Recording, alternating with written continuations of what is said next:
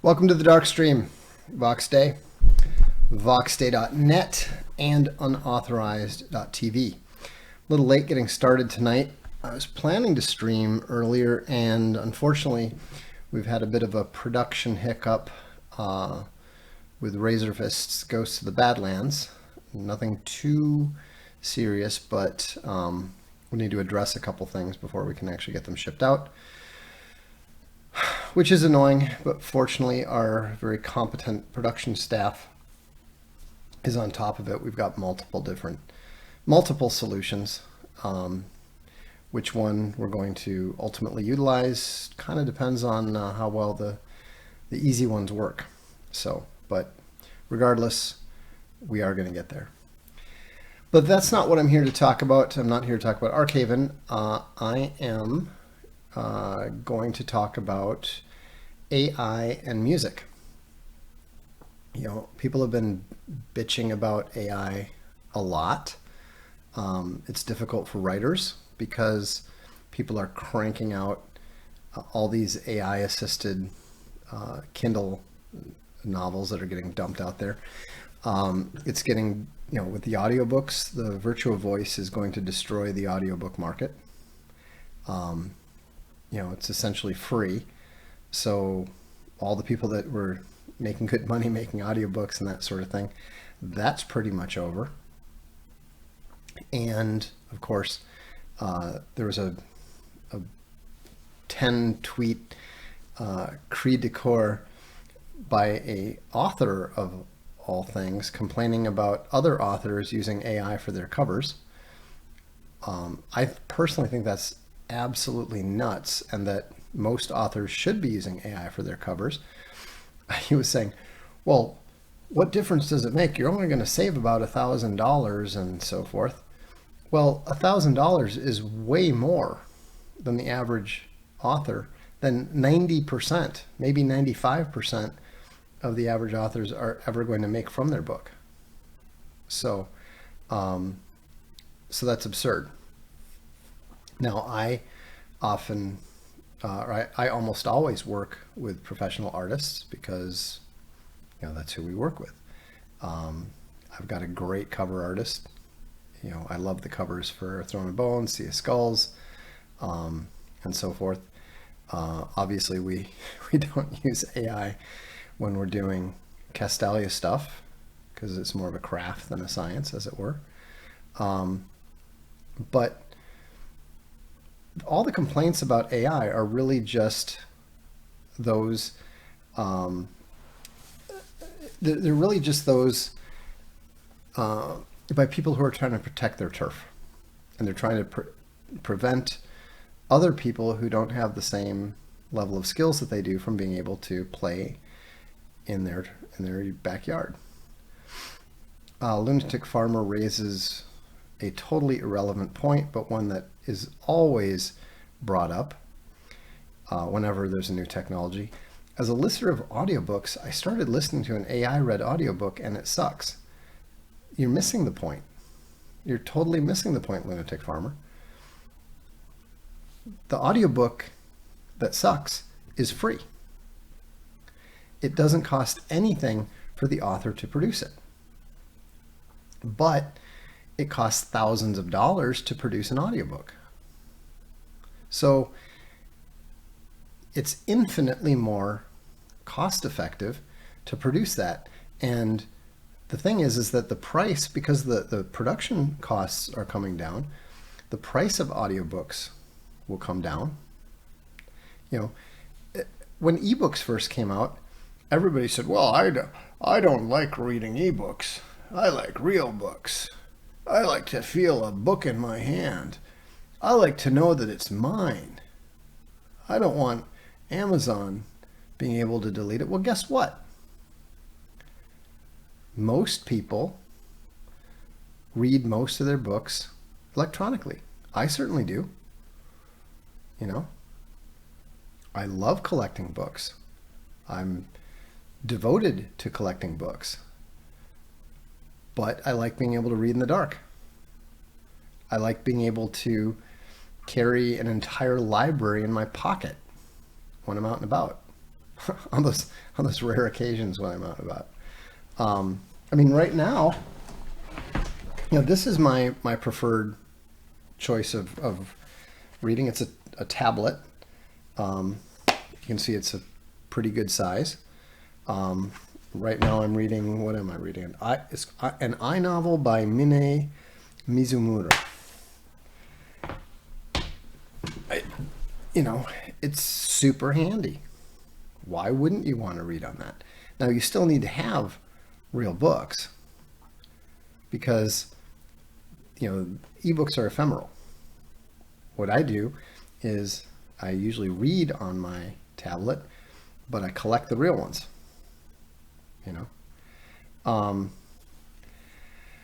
Austin says, my complaints with AI is that the commercial models have gotten lazy and gimped. Oh yeah, they're terrible. And there's a lot of stupid problems, but they're gonna get solved. They will be higher resolution, and they will be have persistent characters. That's so obviously needed, and somebody is working on that.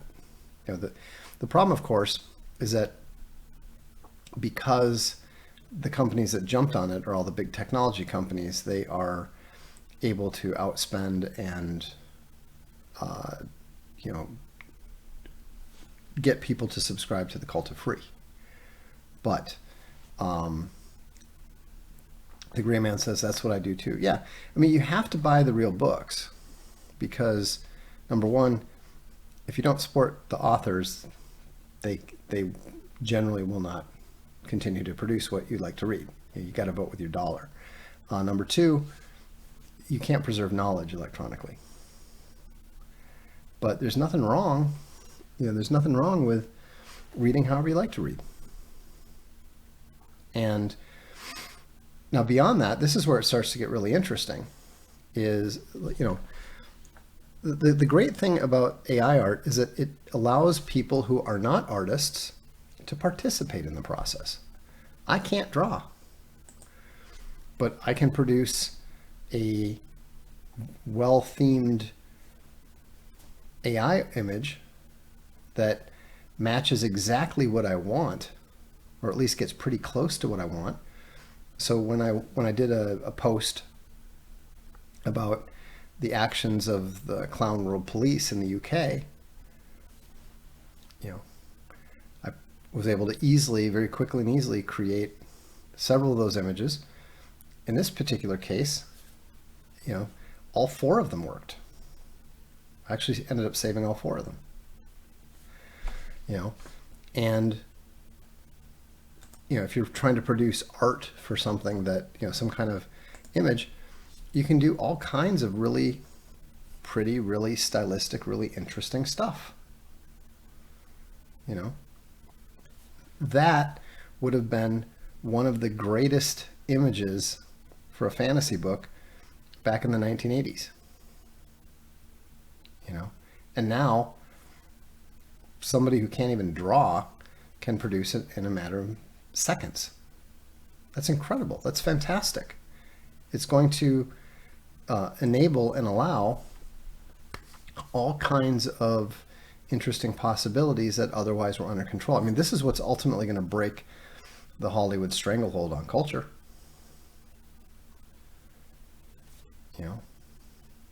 In 10 years, Archaven will be able to make alt-hero movies, animated alt-hero movies, without having to get assistance from anybody, without having to work with anybody. That'll be a huge advancement for everyone. But here's where it gets really interesting, and it's shocking how good it is right out the get-go. I was curious about the music stuff. And you heard last night some of the music. I was playing some of Dan's music. I was playing some of Paul's music, some of the stuff we did together. But then I experimented a bit with the AI music.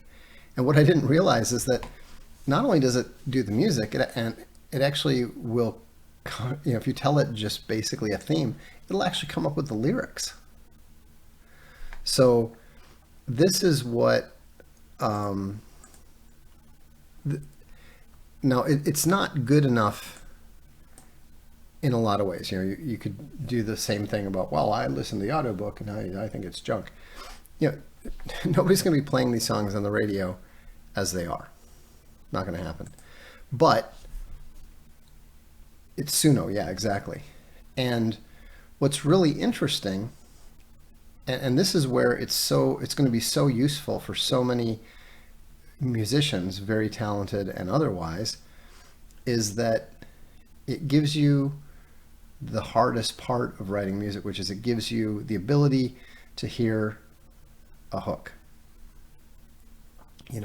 Instead of messing around with your keyboard, messing around with your guitar and trying to come up with this, that, and the other thing, it allows you to very, very rapidly hear and go through a large number of musical progressions and hooks and chords, and it's really, really powerful. And what is really startling is how the voices are actually pretty good. I mean, frankly, the voices are better than mine, and that's where things are going to get pretty interesting, I think. So check this out. This is what I was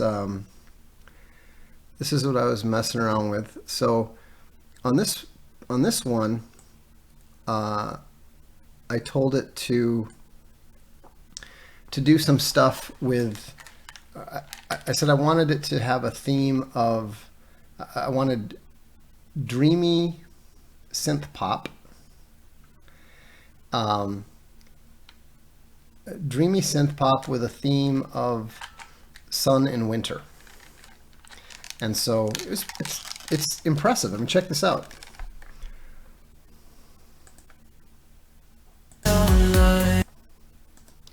Let me reset it so it'll start at the beginning. There we go.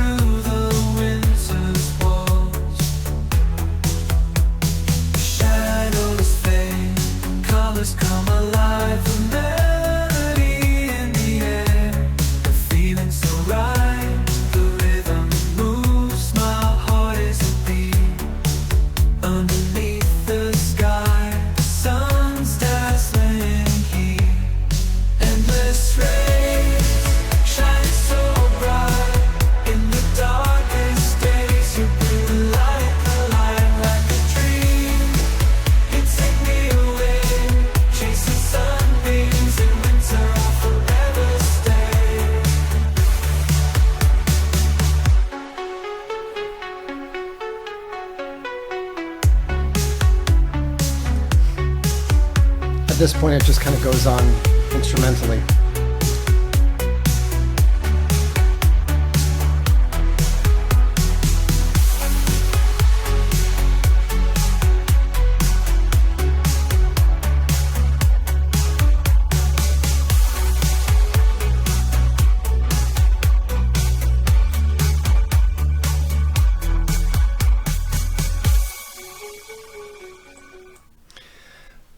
So what's interesting there is, I mean, it doesn't really go anywhere, but it's got a really nice vibe to it. The drum machine, I mean, it sounds like a drum machine circa 1991, like a Roland 808. But I mean, that's better than half the synth pop from the synth pop era, probably because it's an amalgamation of all the stuff it's been trained on, and it's pretty good. But here's the thing. You could take that, and in fact, I was just talking to Paul and Elizabeth, and you could take that and use it as a starting point and probably turn it into something that's actually a pretty good song, a better than average song. And now you don't need the people that this is going to help the most, ironically, I think, are the good musicians who are weak when it comes to composition. Now, Akaber said it sounds like translated Japanese lyrics. I mean, they are odd. For some reason, they've clearly got something that tells it to do, to give it a different sort of vibe to the very last line of the chorus. Like they're clearly trying to do some kind of like strong punch line or something to the last line of the chorus. But the ironic thing is it inevitably just makes it sound nonsensical. Like it's going along with this the vibe that you've told it to go with very nicely and very effectively. I mean, obviously in a very banal, prosaic, and vanilla way. But it works. I mean, it gives you something it gives you a starting point. And in fact, this is the way that a lot of groups actually do their music. When with Psychosonic, we usually started with the lyrics. So I'd write all kinds of lyrics, send them to Paul. Paul would latch on to a line, a verse, a chorus, whatever. And then he'd come up with a hook that it would fit to, and then everything would go from there. Now, less often, but I think in the case of most bands, they start with the musical riff. They start with a hook, they start with a riff, and they go from there. It kind of depends upon both, it depends upon which of the band members have more sort of a stronger creative compositional side versus the performers. Both important, but what this is doing is this is making the act of composition much easier. So here's another one. In fact, this one I think we might actually end up turning into a song at some point. I wanted to see what it could do, and so I was thinking about, okay, let's go with a story from the Tale of Genji, and it's a woman who's abandoned, like she's living in this old abandoned shrine, and she's all by herself. And then in the Japanese story, in the Tale of Genji, Genji's wandering in the woods, and then he hears this flute, and he falls in love with this woman without ever seeing her or meeting her. He just hears her flute, and of course, because he's the Shining Prince, he eventually seduces her and all that sort of thing. So I thought, okay, let's try this. So and Suno usually gives you two variants when you put something in. What was interesting is I actually like both of them, although one is stronger than the other. So anyhow, check it out.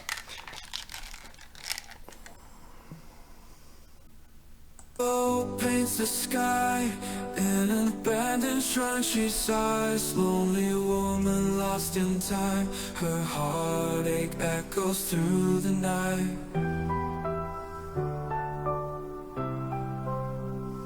Whispers of forgotten dreams echo in the moonlit beams, searching for love in the haze. She walks these howled abandoned days. In the twilight, she finds her peace.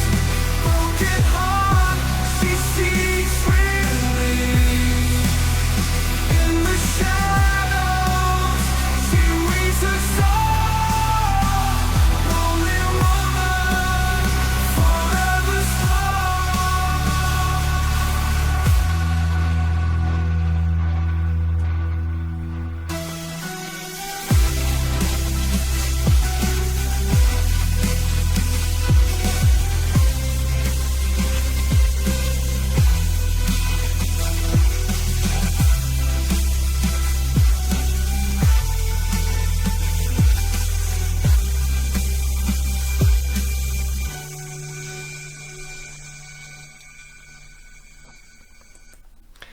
So that one had kind of like a really nice big chorus, um, but I didn't think it was really that. I mean, you could do something with it, but it didn't really fit the vibe of where I wanted the thing to go.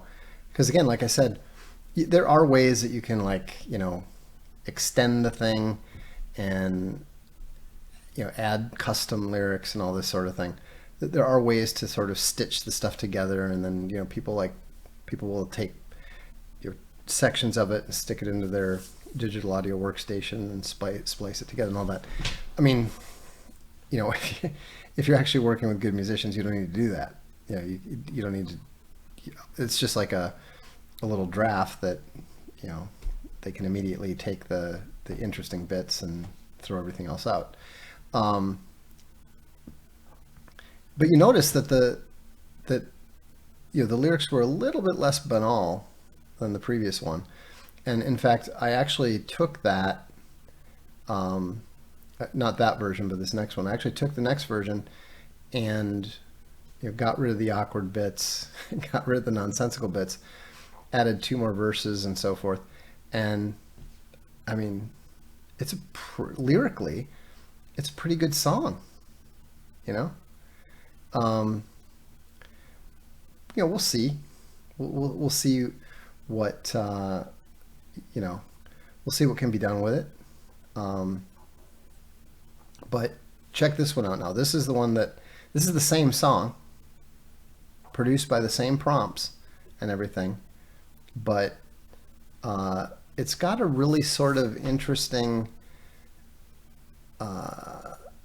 vibe that you could see kind of going into a big sort of rave festival, Avicii type thing. So anyhow, check it out.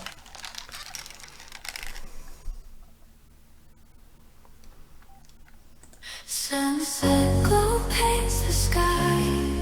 In an abandoned shrine she sighs. Lonely woman lost in time. Her heartache echoes through the night. Whispers of forgotten dreams echo in the moonlit breeze. Searching for love in the haze, she walks these hallowed abandoned days. In the twilight she finds her peace. Broken heart she seeks release. In the shadows she weaves a song. Lonely woman forever strong.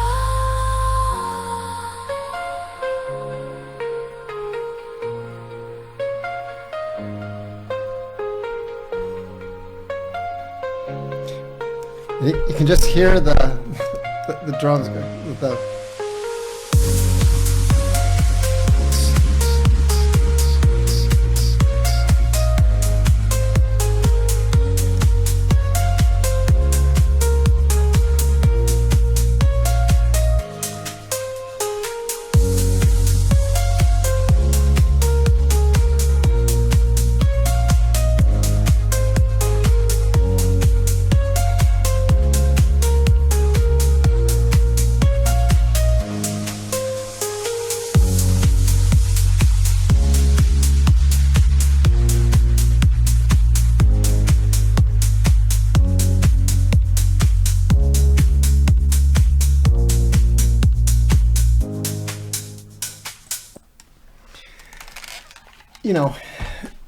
It's funny because if you've worked on stuff, if you've recorded stuff before, I mean, I've worked on a lot of snippets and drafts that just you can't possibly manage to that were a lot worse than that. I mean, that's a better starting point than you get most of the time, especially since lyrics are very easy. They're not as easy as people think they are because most people don't understand flow. They understand rhyme, but they don't understand flow for some reason. But when you look at how this just gets you past the difficult points, it gets you past the writer's block.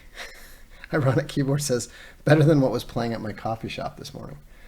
Yeah, I mean, there's really so much that you can do. I think it's going to be really interesting to see how, if we do turn one of these into an original, I think it's going to be really interesting for people to see where it started and where it finished. It's going to be really powerful when people can use those voices and actually control those voices effectively. Bend them up, bend them up. That's coming. That's definitely coming. One of the biggest frustrations for Dan was that he could do all this techno-industrial dance music, but he couldn't find a female singer.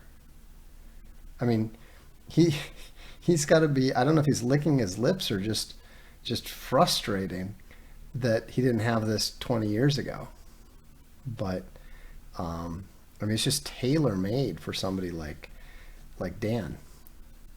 Paul, where this really helps someone like Paul is that it gives him a starting point. Somebody he's one of those people who can do anything. So now I sent him that. I sent him some other stuff earlier that not as like, hey, this would be cool to do, but just like, hey, isn't this amazing what it can do? But after I sent him the one thing in the lyrics, he's like, this is great. He's got such a great voice. He doesn't need, he doesn't need a voice. He doesn't need any AI voices. But I personally think it's really exciting. I think it's going to be a blast to play this, because the one thing that I've found over the years is that once you get past like 25 or so, you lose most of that creative drive. I mean, when I look back at how just the sheer volume of songs that we recorded, that we finished, whether it was covers, originals, whatever, the sheer number of songs that we finished recording was astonishing looking back, because 15 years pass and we don't manage to finish a single thing. We don't get a single thing done. And yes, you've got a million and one excuses. Obviously, you're busy, you're married, you've got responsibilities, you've got full-time jobs, etc., etc. But the reality is, I was working full-time at my dad's company in the summers in college, and yet every night after work we'd get together and just play and record and write for 4 hours, 5 hours, and we would just get stuff done. We would just do stuff. Maybe it was terrible. Often it was terrible, but we would actually get something done. There was a summer, the first summer that Cybersonics started writing stuff. We were getting a song done like every week, every other week. How did Bach or Handel do it? Weren't they creating later in life? Well, I mean, when you're dealing with that level of genius, I think that writing music, composing music to them, must have been similar to breathing. Prince was like that. Prince was just, he was a lunatic when it came to both performing and writing. He would play a concert, and he would play a concert every night for like 2 weeks straight in Minneapolis. And then after the concert, he would go somewhere like the Fine Line or, you know, Glam Slam or whatever, and then he would play a second concert there, and then he'd go back to Paisley Park for a private party, and more often than not, start playing there. Now, personally, I suspect a lot of it was that he didn't really like to talk to people that much. You know, music was his way of interacting with people. You know, I did speak to him several times, and, you know, he wasn't a guy with a whole lot to say. You know, but you know, he had that insane level of creative talent that just never stopped. You know, he would dress he would dress everybody, and you know, like sometime when you get a chance, if you've never done this, go to YouTube and listen to the original Prince versions of songs like Nothing Compares to You, or Manic Monday, even Jungle Love. It's amazing how little the songs were changed from his original composition that he, you know, threw together and recorded himself, by himself, singing it. You know, it's really remarkable. You see what level of detail he was going to. So, the Gray Man says Conan O'Brien told a story about Prince backstage that was very funny. No, the absolute funniest story about Prince is told by Jimmy Kimmel. I'm not going to tell you anything about it other than look up on YouTube Jimmy Kimmel talking about playing ping pong with Prince. It's one of the craziest things you'll I mean, it's just crazy. It's on the level of like Pax Dickinson doing an interview with Amanda Robb. That's how funny it is. And so, but anyhow, I think it's going to be interesting. You haven't talked to John yet. I'm kind of interested to get John's opinion on the AI stuff. You know, but John's exactly the kind of person, the kind of musician that I think could really take this kind of stuff and run with it. You know, so it'll be interesting. I don't know yet whether we'll do some Booster Patrol related stuff with it or not. You know, because there are plenty of illustrators, plenty of writers, and I assume plenty of musicians that are, you know, offended and appalled by this. And I respect that. I don't agree. I think it's just a tool. You know, when I was talking to Paul about it last night, he was saying that, you know, he was like kind of a little bit of two minds about it until I pointed out, how is this any different than using a sequencer or an arpeggiator?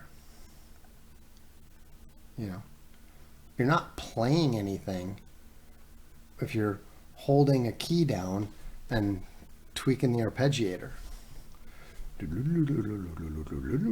know, that, I mean, how is that any different than providing vibe prompts? The whole point is to take the ideas from your head and turn them into sound waves, turn them into images.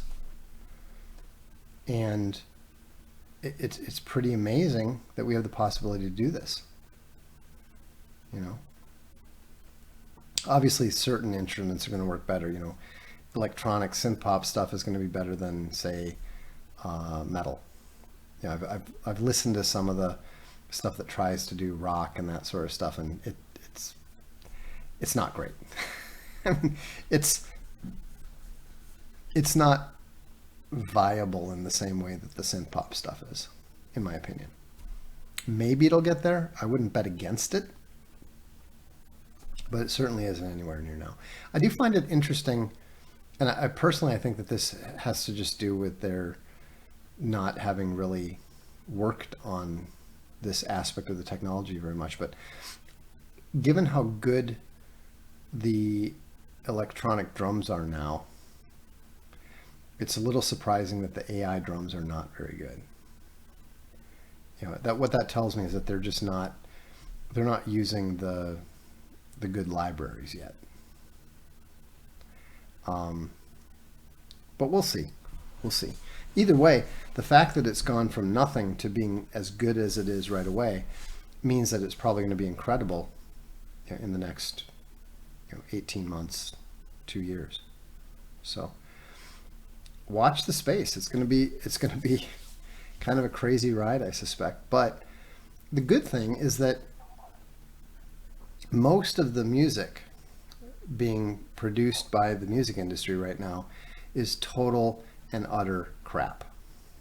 I mean, someone even said what I just played earlier tonight was better than what they were hearing at the coffee shop. And anything that frees the production of the creative arts from the big money interests is going to be an improvement. There's no way it's not going to be an improvement, at least possible. You know, it can't get much worse than the one note bass lines, the very, very simple electronic drums, and somebody rapping about how much money they have, over it. I mean, that's pretty damn close to the lowest possible common denominator that you can still try to call music. So anyhow, on that note, I wish you all a good evening. I'm Vox Day, and this is what is known as the Darkstream.